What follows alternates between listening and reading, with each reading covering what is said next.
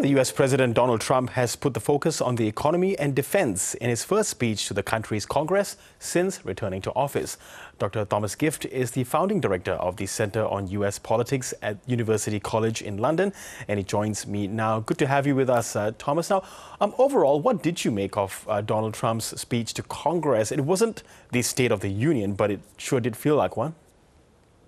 Thanks so much for having me. It's great to be with you. You're absolutely right that this felt a lot like a State of the Union address, except maybe for the fact that the crowd was even more raucous than usual, particularly Democratic senators. But this was an unyielding and unapologetic speech. There's no going around it. Trump stood firm on every single policy stance: trade tariffs, mass deportations, the Department of Government Efficiency, advocating for a negotiated settlement in Ukraine. His first 6 weeks in office have been a whirlwind. Certainly, I don't have to tell you that. But his speech was kind of a full-throated defense of that aggressive approach. There was no attempt at compromise, no gestures toward bipartisanship. Domestically, Trump made it very clear that he's going to continue to stay on the offensive. And internationally, he reaffirmed his America First foreign policy. Yes, so doubling down on what he promised in his campaign, but did he at all paint a clearer picture of his vision for his first term in office and in how he'll grow the economy, work out immigration, and what he's going to do with trade? Well, one thing that we didn't hear a lot about was new policies. Most of what Donald Trump was talking about was just defending what he's already implemented or plans that he has to propose in the future. So he was kind of light on specifics. Trump spent a lot of the time actually talking about Joe Biden. He was kind of a punching bag throughout the speech. He blamed Biden for everything from soaring inflation to border security failures to a weak stance on China to so-called woke policies that Trump claimed were dividing the nation. So if you tuned in last night trying to see exactly what Donald Trump was going to do different than his first month and a half in office, you certainly would have been disappointed. Yes, and in some of the things that are coming into effect soon and in quite some time are the trade tariffs, the buzzword that has hit a lot of countries in the lead up to the election and after the election. What's happening on that front? I mean, he did say, I didn't know that he said that, Americans or America will have a bit of an adjustment period. So is he preparing Americans for higher prices? Well, certainly, and talking even more about tariffs against both Canada and Mexico. So it's not just America's adversaries like China, but it's certainly also America's allies as well. I think that this is Donald Trump acknowledging that there is going to be some economic pain as a result of tariffs. He spent much of his time on the campaign essentially saying that Americans could have a free lunch, that this was costless, that all these countries were just going to back down after America took a very tough negotiating strategy, but that doesn't seem to be the case. I think really what we're likely to see is reciprocity in terms of tariffs and ultimately a trade war escalate. And I think that that's really unfortunate both for Americans who are going to have to pay higher prices as a result of companies passing those costs on to consumers, and also globally, especially at a time when the American stock market is looking a little bit wobbly. This isn't necessarily good news for America's trading partners, including in Europe. Yes, I mean, you spoke of the stock markets. We did see, what do you make of the reaction? There was a fall on Wall Street, and particularly on the S&P 500, which pretty much saw losses that wiped out all the post-election gains since Donald Trump came to power. So what's the market telling us?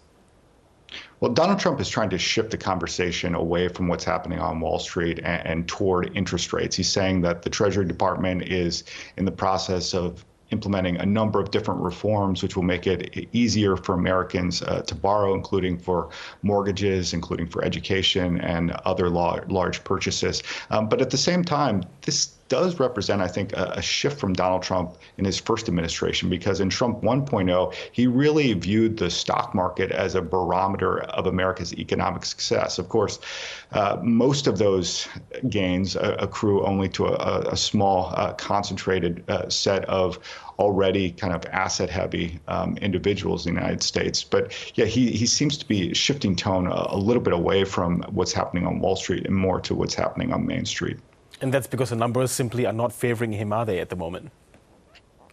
Well, I think absolutely. Almost all of the gains that were made post-Donald Trump's election, where we saw a big uptick in the S&P 500. Those have all been erased. So I think part of it may not just be that, Donald Trump wants to make this case, but that he has no other option, essentially. Yes, and back on trade, I mean, we saw there was such a strong response, particularly from Canada and Justin Trudeau, calling the tariffs, quote, dumb, and striking back with his own tariff, as did China. But might other of America's tariff victims follow his lead?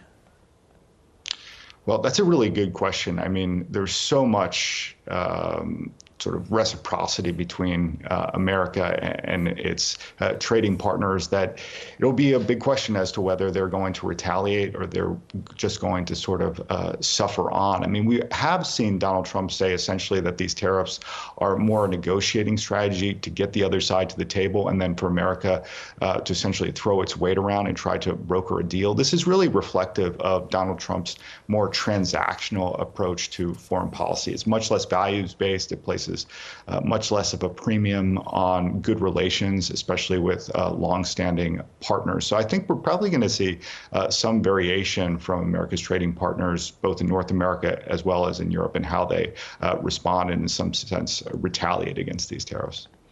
And Thomas, what did you make of how the Democrats had responded to what Trump had to say? I mean, we saw an ejection of a Democrat from the venue, but also after that, we saw Senator Elisa Sotkin giving the party's official response. And one of the things she said was President Trump is trying to deliver an unprecedented giveaway to his billionaire friends. But also there were, placards being held by other members of Democrats in Congress. And quite a few people have spoken about this and saying that the Democrats didn't quite show a unified response. Is that something that you think happened? Well, Representative Al Green, as you alluded to, shouted, "You don't have a mandate" to Trump, a sentiment that many Democrats share. He was ousted for that comment. It's true that the national popular vote was tight, with Trump winning over Kamala Harris by just 2.3 million votes. However, his victory was still substantial. He became the first Republican in 2 decades to win the popular vote. And an overwhelming 89% of counties moved rightward compared to the 2020 election. Trump also made big gains with Latino, Black, and young voters, improving on his 2020 performance. So I think if Democrats focus solely on the narrow margin of Trump's win rather than on how they can better connect with working class voters, they're going to have a hard time again in the 2026 midterms. And there's so significant splits right now between progressives and more moderate wings of the party, what the best path is to move forward. And I think we saw some of that disagreement show last night. And finally, Thomas, I want to go to Ukraine. I did find the timing quite interesting of Volodymyr Zelensky releasing a statement saying that he regretted that the clash at the Oval Office was regrettable and it's time to make things right, and apparently sending a letter to Donald Trump saying that, it's time he was ready to negotiate. All this before Donald Trump fronted Congress. Well, Trump certainly seemed more open to restarting talks with Zelensky in last night's speech. He reiterated this claim that if you want to end wars, you have to talk to both sides, which was an allusion to Vladimir Putin. Still, Trump also read aloud this message of gratitude from Zelensky, noting his appreciation. I think it's still unclear whether Trump and Zelensky can overcome what's obviously considerable personal differences compounded by that disastrous Oval Office meeting last week that blew up a peace deal.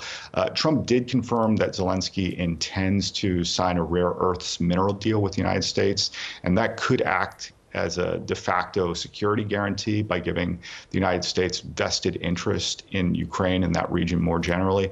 Still, it's clear that Zelensky wants more, both from the United States as well as from Europe on that front. Okay, Dr. Thomas Gift, really appreciate your thoughts and analysis. Thank you so much. Thank you.